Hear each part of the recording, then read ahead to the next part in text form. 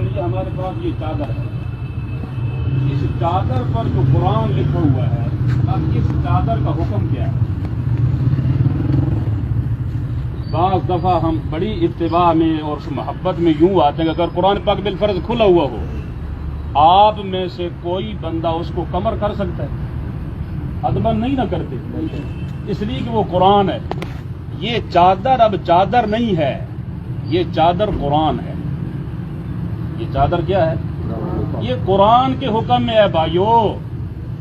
اس پر قرآن لکھ دیا گیا، ورق پر قرآن لکھو تو قرآن نہیں بنتا، کسی تختی پہ قرآن لکھو وہ قرآن بن جاتا ہے۔ قرآن صرف وہ نہیں ہے جو صرف گدوں کے اندر آ جائے اس کو قرآن کہا جاتا ہے۔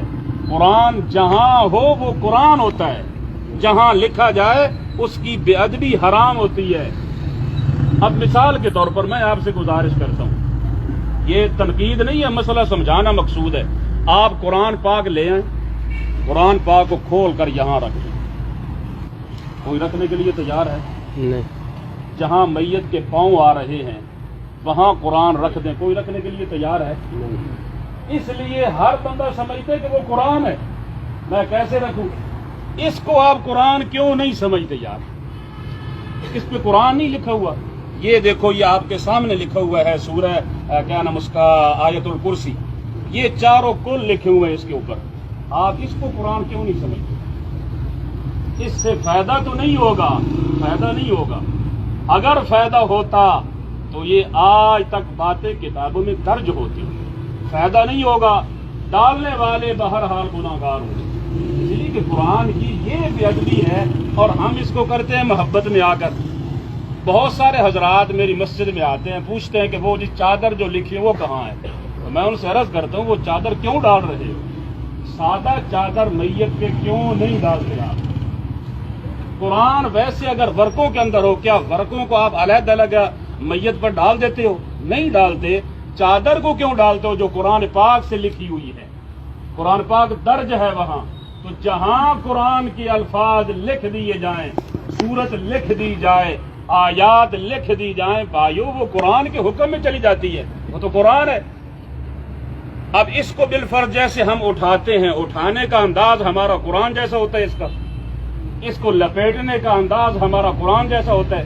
اس کو کوئی بھی بے وضو آدمی ہاتھ نہیں لگا سکتا، یہ حرام ہے۔ اور قرآن کہہ رہا ہے لا یمسہ الا المطہرون، جو لوگ پاکیزہ ہیں وہی ہاتھ لگائیں گے۔ اگر بے وضو آدمی ہو اس کو لگا نہیں سکتا ہاتھ۔ اسی طرح آپ جب مسجدوں سے یہ چادریں لے آتے ہیں اس وقت وہ لوگوں کا وضو ہوتا ہے؟ کن کا وضو ہوتا ہے؟ کوئی وضو نہیں ہوتا۔ میرے بھائیو، اس کی جانب آپ ذرا توجہ سے اور پورے دھیان کے ساتھ توجہ فرمائیں، اس کی جانب انتہائی توجہ کی درخواست کر رہا ہوں کہ یہ چیزیں ہمارے پالیے نہیں ہونی چاہیے۔ محبت اپنی جگہ پر ہے، میں نے مسئلہ عرض کیا ہے کہ اگر وہ ورق پر لکھو تو کوئی ڈالنے کے لیے تیار نہیں ہے، اس لیے کہ قرآن کی بے ادبی سمجھتا ہے۔ اور اگر وہی قرآن کسی کیا نام اس کا کپڑے پہ آ جائے، آپ اس کو قرآن کیوں نہیں کہتے؟ اس کو کیوں نہیں چومتے آپ؟ اس لیے کہ ہم نے یہ سمجھ لیا ہے کہ یہ چادر قرآن اب نہیں رہی۔ بھائیو، یہ قرآن ہے، اس پہ قرآن کی آیات لکھی ہوئی ہیں، پوری صورتیں لکھی ہوئی ہیں، یہ قرآن ہی کے حکم میں چلا گیا ہے۔ اب اس کو کوئی بے ادبی کے ساتھ نہیں اٹھا سکتا، کوئی بے وضو اس کو ہاتھ نہیں لگا سکتا، کوئی بھی پاؤں کی جانب، مثال کے طور پر زندہ آدمی ہو، زندہ آپ سو رہے ہیں، پہلے آپ ڈالیں اپنے اوپر کوئی دوسری چادر، اس کے بعد پھر وہ چادر ڈالیں جس کے اوپر قرآن لکھا ہوا ہے، وہ ڈالنے کے لیے تیار ہے؟ نہیں تیار۔ اس محبت میں یہ انداز اچھا نہیں ہے۔ محبت کیجئے، اللہ ذوالجلال والاکرام اس محبت میں اور اضافہ نصیب فرمائے۔ قرآن پاک کے ساتھ محبت کیجئے، لیکن ذرا سنجیدگی کے ساتھ بہت سوچئے۔ یہ نہ کہنا کہ یہ مولوی نے نیا مسئلہ نکال لیا ہے، یہ نیا مسئلہ نہیں ہے، میں قرآن کی بات کر رہا ہوں۔ صرف ہمارا دھیان اس جانب نہیں ہے، میں تو صرف آپ کی توجہ وہاں مبذول کروا رہا ہوں۔ بھائی ذرا توجہ کیجئے، دھیان کیجئے کہ ہم کیا کر رہے ہیں۔ اس سے ان چیزوں کا فائدہ نہیں ہے، نقصان ہمیں ہوگا بے ادبی کی وجہ سے۔